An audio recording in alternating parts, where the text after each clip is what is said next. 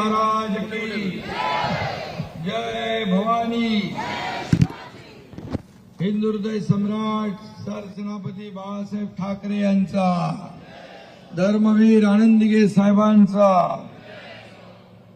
आजच्या महायुतीच्या मेळाव्याला उपस्थित सर्व मान्यवर, वेळ कमी असल्यामुळे मी कोणाचंच नाव घेत नाही, चालेल ना भाऊ?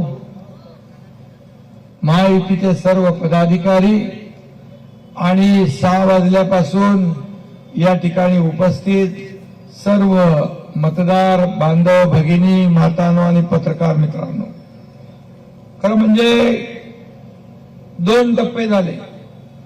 मी महाराष्ट्रामध्ये फिरतोय, सगळीकडे पाहतोय, हे 2 टप्पे झाले। त्याच्यामध्ये मला खात्री आहे, विश्वास आहे की आपली महायुती सगळ्यात आघाडीवर आहे, पुढे आहे। आणि महायुतीचे उमेदवार आपले कपिल पाटील यांची जी आपली अर्ज भरण्याची मिरवणूक होती ती मी पाहिली। त्याही वेळेस मी आपल्याशी संवाद साधला। खरं म्हणजे ती अर्ज भरण्याची रॅली विजयी रॅलीमध्ये रूपांतरित झाली होती।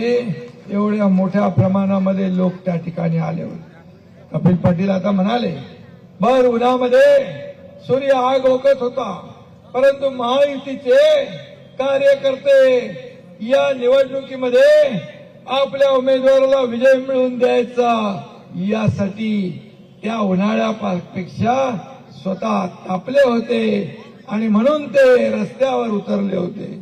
खरं म्हणजे महायुती आज या ठिकाणी सगळीकडे काम करते, नेते आपले सगळीकडे इथं आहेत आणि एवढी एकजूट आपण पाहिल्यानंतर भिवंडी लोकसभेमध्ये पुन्हा कमळ फुलल्याशिवाय राहणार नाही।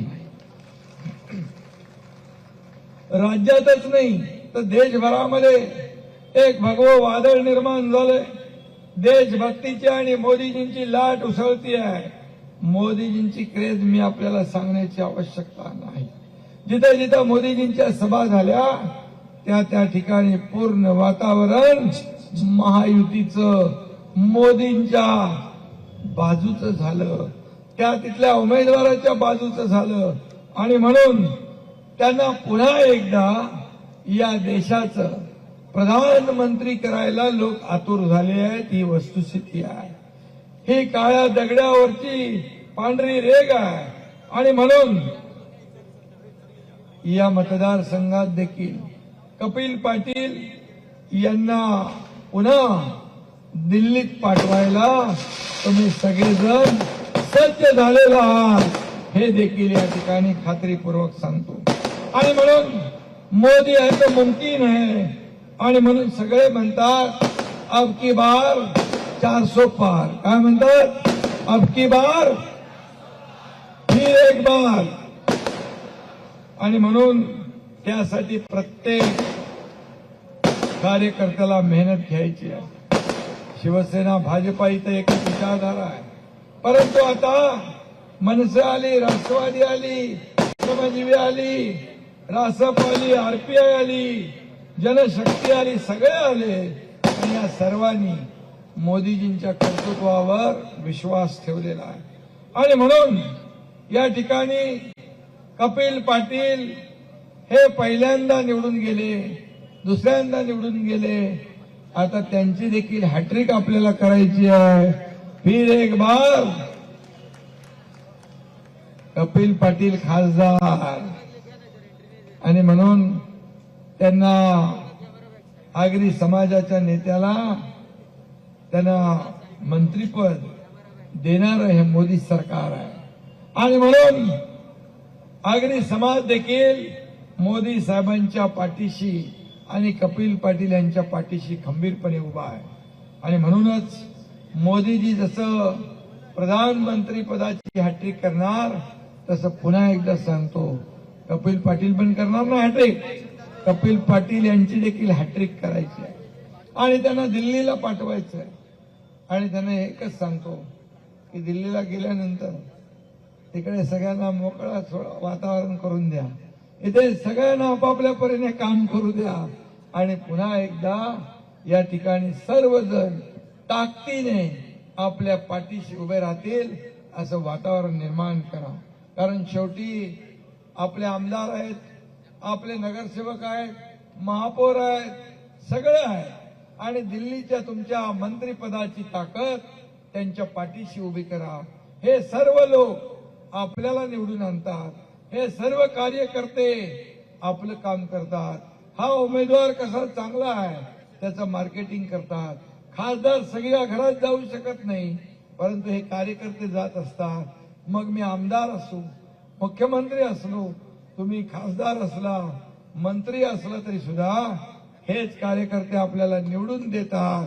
आणि म्हणून या कार्यकर्त्यांना जेव्हा अडचण येते, छोटी मोठी मदत लागते, तेव्हा मात्र आपण त्यांच्या मागे उभं राहिलं पाहिजे. हाच खऱ्या अर्थाने आपल्या कार्यकर्त्यांना सांभाळण्याचा एक भाग आहे. आणि म्हणून आज शिवसेनेचे देखील पदाधिकारी, सर्व पक्षाचे पदाधिकारी मनापासून कामाला लागले. छोटं मोठं असतं, परंतु एकदा तिकीट झालं, तिकीट फायनल झालं, उमेदवारी फायनल झाली की मग मात्र सगळं आपण बाजूला ठेवतो आणि ईर्षेने कामाला लागतो. कारण ही निवडणूक फक्त एका भिवंडी लोकसभा मतदारसंघाची नाही, ही निवडणूक देशाची आहे. ही निवडणूक देशाचा नेता ठरवणारी निवडणूक आहे. ही निवडणूक देशाच्या विकासाची आहे. ही निवडणूक देशाच्या प्रगतीची आहे. आणि म्हणून ही काय महापालिका जिल्हा परिषद निवडणूक नाही. आज मोदी साहेबांनी या देशाला एका उंचीवर नेऊन ठेवलंय. या देशामध्ये रस्ते, एअरपोर्ट, रेल्वे अशी कितीतरी या देशाच्या विकासाची कामं मोदीजींच्या नेतृत्वाखाली झाली आहे. आणि म्हणून ही निवडणूक फक्त आपल्या कपिल पाटलांची नाही, ही निवडणूक आपल्या सगळ्यांची आहे. या निवडणुकीमध्ये प्रत्येकाने कपिल पाटील बनून काम केलं पाहिजे. आणि म्हणून ही युती आपली मजबूत आहे, ही महायुती मजबूत आहे. म्हणून आपण म्हणतो एक अकेला थक जाएगा तो मिलकर बोझ उठाना, साथी हात बढ़ाना. आणि मग सगळ्यांनी एकत्र येऊन या ठिकाणी काम केलं पाहिजे. या भावनेने आपण काम केलं पाहिजे. निवडणुका आल्या की लोकांच्या दारी, निवडणूक संपली की आपापल्या घरी, अशी आपली माहिती नाही. तसं कोण करतं माहित आहे ना?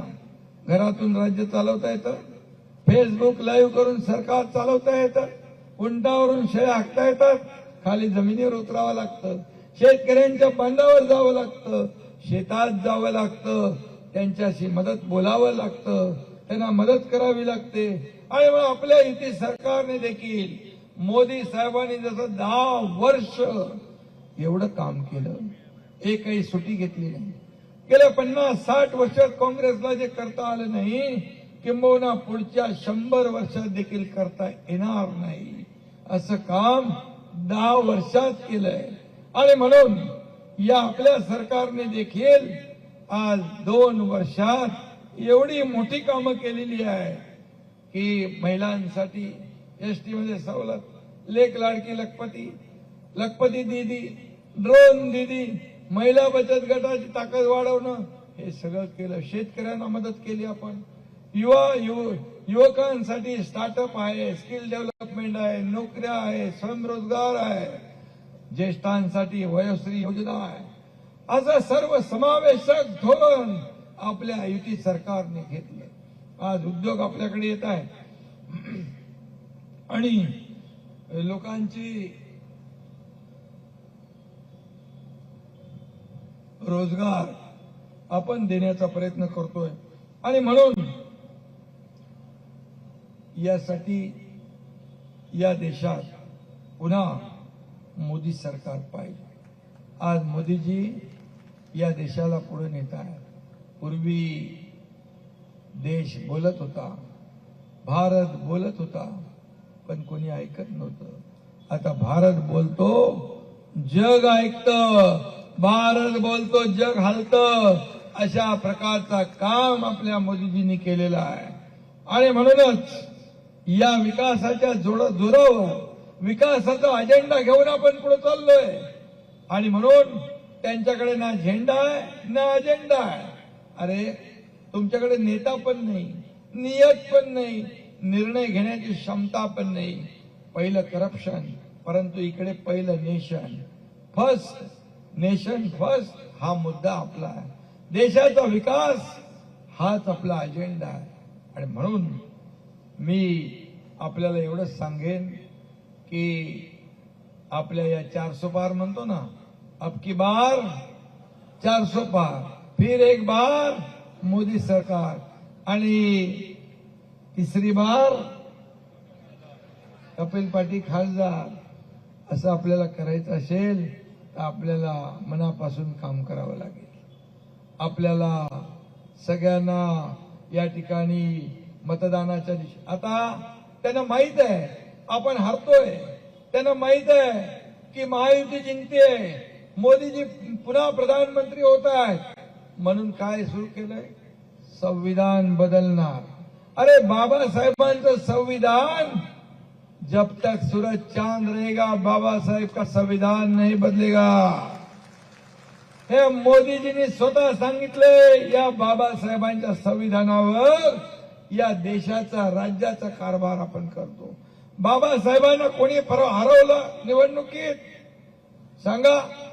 बाबासाहेबांना दोनदा काँग्रेसने हरवलं. बाबासाहेब म्हणायचे काँग्रेस हे जळकं घर आहे, याच्यावर सावध राहा. बाबासाहेबांचा संविधान दिन 50-60 वर्षात काँग्रेसला आठवला नाही, परंतु तो संविधान दिन मोदीजींनी 2015 पासून साजरा करायला सुरुवात केली. लंडन मधलं बाबासाहेबांचं राहतं घर घेतलं, त्याचं स्मारकात रूपांतर केलं. आज हिंदू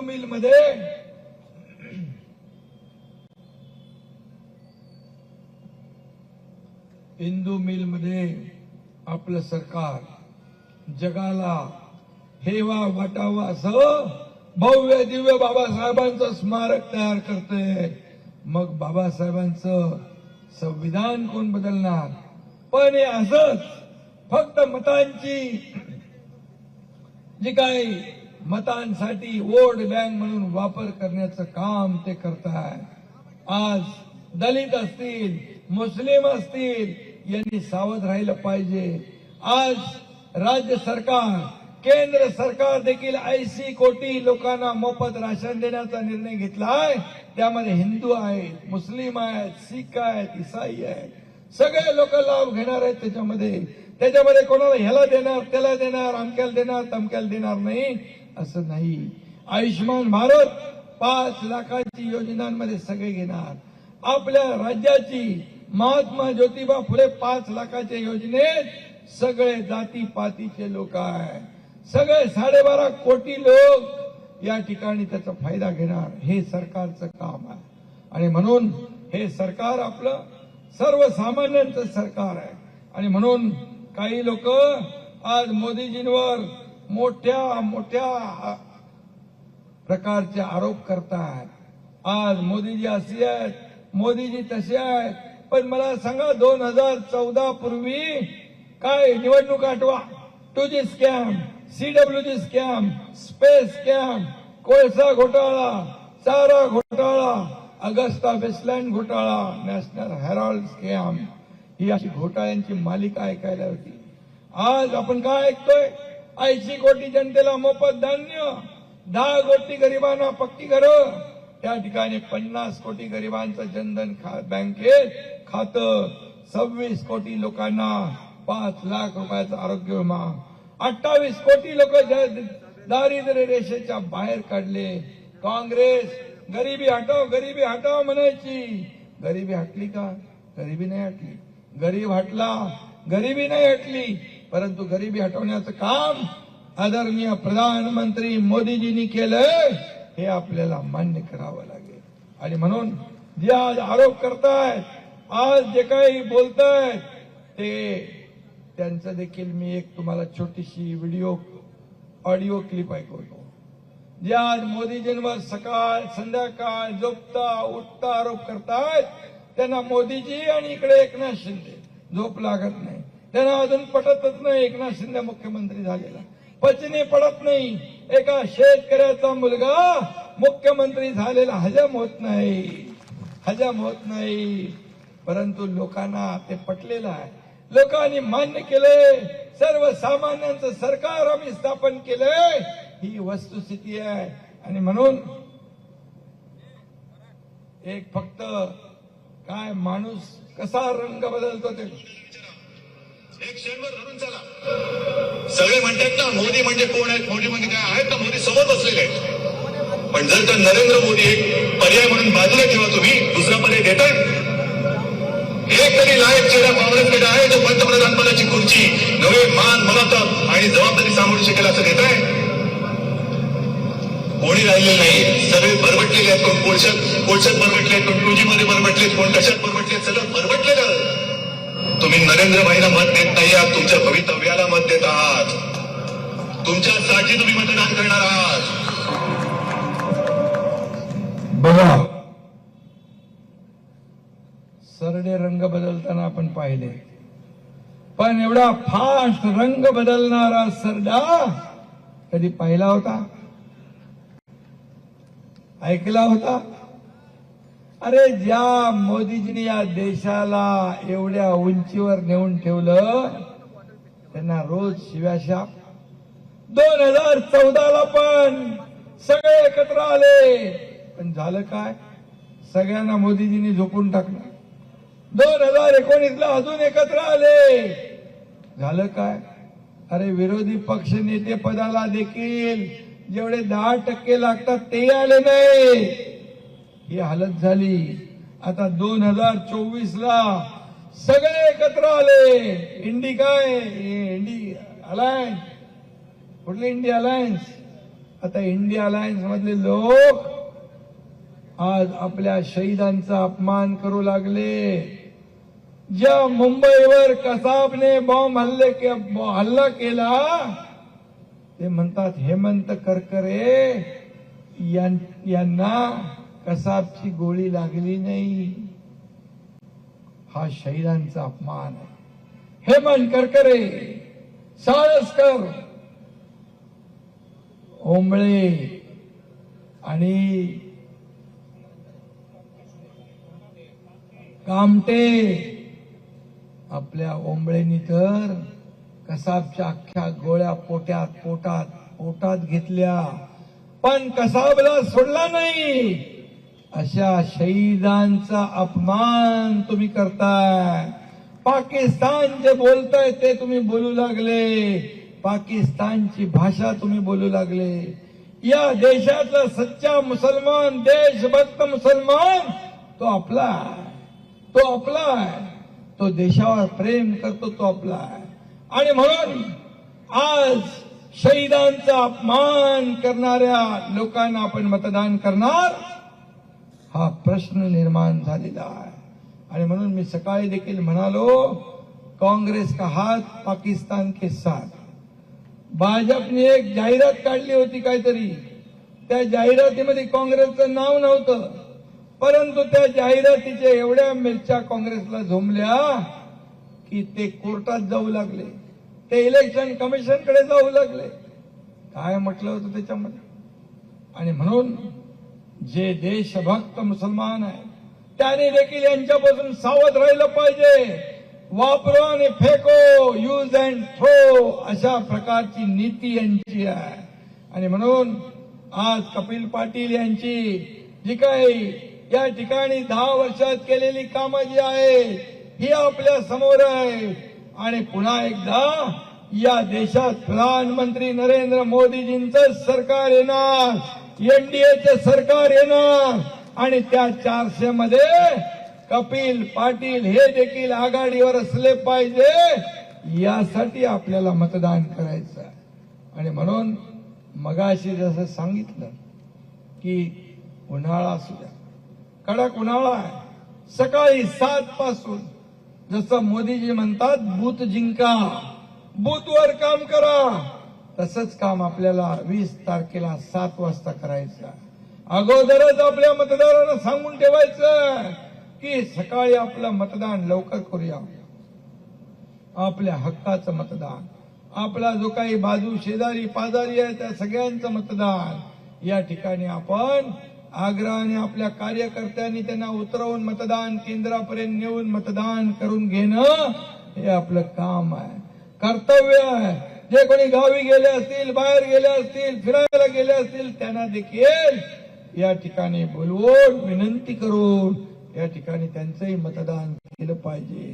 तर खऱ्या अर्थाने जेवढं मताची टक्केवारी वाढेल तेवढंच कपिल पाटील यांचा लीड वाढेल आणि मग तुम्हाला 4 तारखेला गुलाल उधळायचंय ना, विजयाचा गुलाल उधळायचा ना आपल्याला.